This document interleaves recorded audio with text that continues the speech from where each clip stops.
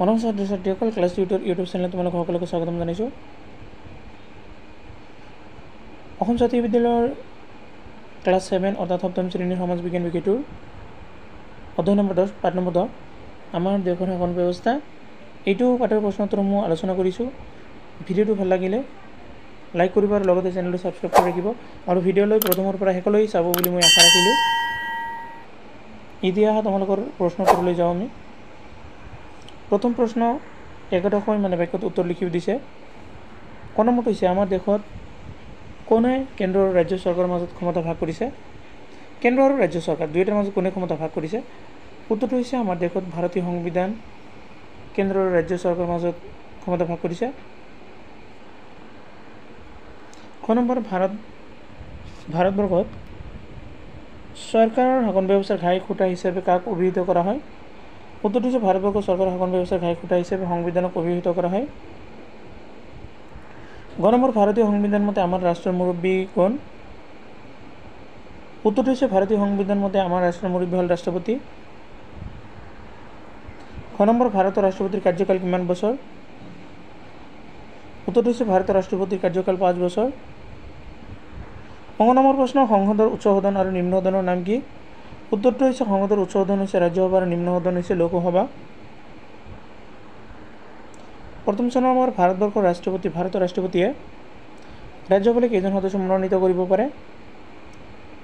উত্তৰটো হৈছে, ভাৰতৰ ৰাষ্ট্ৰপতিয়ে ৰাজ্যসভালৈ 2জন সদস্য মনোনীত কৰিব পাৰে আৰু লোকসভালৈ 12জন সদস্য মনোনীত কৰিব পাৰে। দ্বিতীয় নম্বৰ, এখন ৰাজ্যৰ শাসনৰ মুৰব্বী কোন? উত্তৰ হৈছে, এখন ৰাজ্যৰ শাসনৰ মুৰব্বী হৈছে ৰাজ্যপাল। নম্বৰ প্ৰশ্ন, প্ৰাপ্তবয়স্ক ভোটাধিকাৰ কি? উত্তৰটো হৈছে, 18 বছৰ ওপৰৰ ভাৰতীয় সকলো নাগৰিকৰ প্ৰাপ্তবয়স্কৰ ভোটাধিকাৰ বোলা হয়। মুঠতে যাৰ 18 বছৰ হৈছে, 18 বছৰ হোৱাৰ লগে লগে তেওঁ ভোট দিব পাৰিব।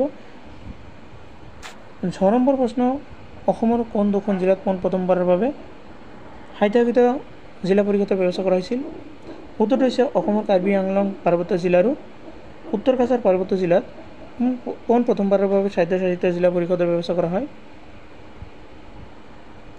9 নম্বৰ হৈছে, BTADৰ সম্পূৰ্ণ নামটো কি? উত্তৰ, BTADৰ সম্পূৰ্ণ নামটো হ'ল বড়োলেণ্ড টেৰিটৰিয়েল এৰিয়া ডিষ্ট্ৰিক্ট। এবাৰ 2 নম্বৰৰ প্ৰশ্ন আকৌ কৈছে উত্তৰ লিখা। ক নম্বৰটো হৈছে, ভাৰতৰ ৰাষ্ট্ৰপতি নিৰ্বাচন পদ্ধতি লিখা।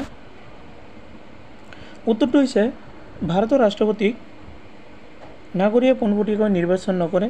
আমি যেনেকৈ MLA MP গাঁও পঞ্চায়তৰ সভাপতিসকল বা প্ৰেছিডেণ্টসকলক আমি যেনেকৈ ডাইৰেক্ট ভোট দি নিৰ্বাচিত কৰোঁ, ৰাষ্ট্ৰপতিক তেনেকৈ নিৰ্বাচিত কৰা নহয়।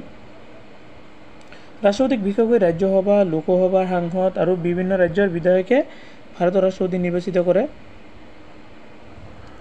ভাৰতৰ ৰাষ্ট্ৰপতি পদৰ বাবে প্ৰাৰ্থীৰ অৰ্হতাসমূহ ভাৰতৰ যে ৰাষ্ট্ৰপতি হ'ব তেখেতে কেনেকুৱা ধৰণৰ হ'ব লাগিব? ক নম্বৰ কৈছে, ভাৰতৰ নাগৰিক হ'ব লাগিব তেখেতে, বয়স অন্ততঃ 35 বছৰ হ'ব লাগিব আৰু গ নম্বৰ লৈছে, লোকসভালৈ নিৰ্বাচিত হোৱাৰ যোগ্যতা থাকিব লাগিব। খ নম্বৰ, কেন্দ্ৰীয় বা ৰাজ্যিক চৰকাৰৰ কোনো লাভজনক পদত নিয়োজিত হৈ থাকিব নোৱাৰিব। খ নম্বৰ প্ৰশ্ন, BTADৰ অন্তৰ্ভুক্ত জিলা 4খনৰ নাম লিখা। উত্তৰটো হৈছে, BTADৰ অন্তৰ্ভুক্ত জিলা 4খনৰ নাম হ'ল 1 number Kokrajhar, 2 number Chirang, 3 number Baksa আৰু 4 নম্বৰত আছে ওদালগুৰি। গ নম্বৰ হৈছে, ভাৰতীয় সংবিধান মতে ৰাজ্যিক বিধানসভাৰ মুঠ সদস্যৰ সংখ্যা কিমান হ'ব পাৰে? উত্তৰটো হৈছে, ভাৰতীয় সংবিধান মতে ৰাজ্যিক বিধানসভাৰ মুঠ সদস্যৰ সংখ্যা 12 গৰাকী হ'ব পাৰে। খ নম্বৰ প্ৰশ্ন, বিধানসভাৰ 2টা প্ৰয়োজনীয় অৰ্হতা লিখা।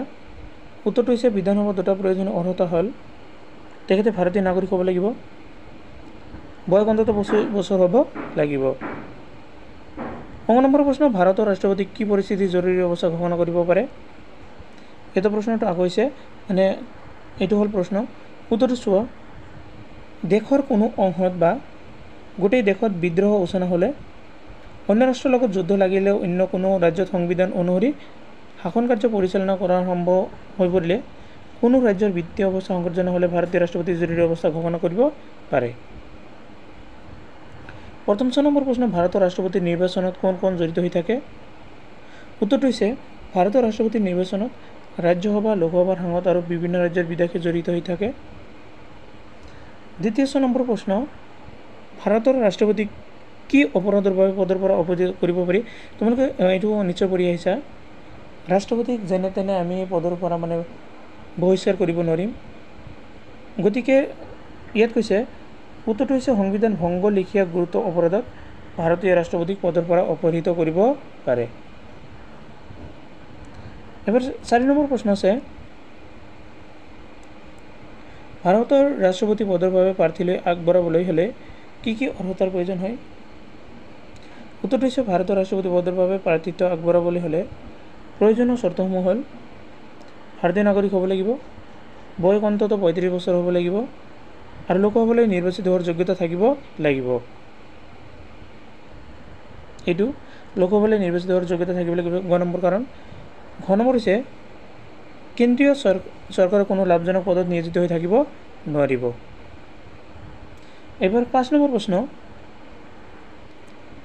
ভাৰতৰ ৰাষ্ট্ৰপতিৰ ক্ষমতাৰ কাৰ্যাৱলী বিষয়ে লিখা উত্তৰ ভাৰতৰ ৰাষ্ট্ৰপতিৰ ক্ষমতাৰ কাৰ্যাৱলীবোৰ হ'ল 1 নম্বৰ ৰাষ্ট্ৰপতিয়ে সংসদৰ অধিৱেশন আহ্বান কৰিব পাৰে স্থগিত আৰু ভংগ কৰিব পাৰে 2 নম্বৰ ভাৰতৰ লগত বিদেশী ৰাষ্ট্ৰৰ সম্পৰ্ক আৰু যোগাযোগ ৰখাৰ দায়িত্ব ৰাষ্ট্ৰপতিক দিয়া হৈছে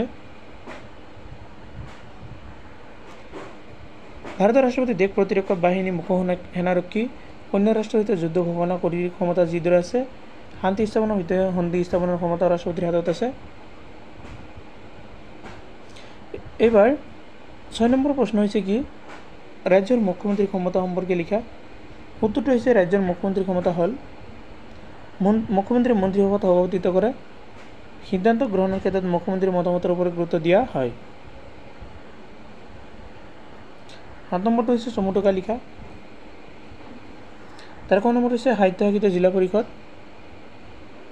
উত্তৰ আমাৰ ৰাজ্যৰ শাসন ব্যৱস্থাত সাহিত্য জিলা পৰিষদৰ সুবিধা দিয়াৰ ব্যৱস্থা কৰা হৈছে ভাৰতীয় সংবিধানত জনজাতীয় লোকসকলৰ প্ৰশাসনৰ সুব্যৱস্থাৰ কাৰণে সাহিত্য জিলা পৰিষদ গঠন কৰা হৈছে কাৰ্বি আংলং পাৰ্বত্য জিলা আৰু উত্তৰ কাছাৰ পাৰ্বত্য জিলাত সাহিত্য জিলা পৰিষদৰ ব্যৱস্থা আছে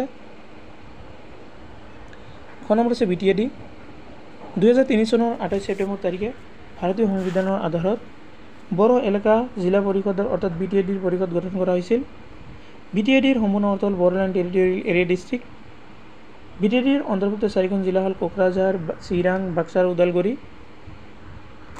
আজিৰ ভিডিঅ' এইখিনিলৈকে ভিডিঅ'টো সম্পূৰ্ণ কৰিছে তোমালোকক সকলোকে ধন্যবাদ জনাইছোঁ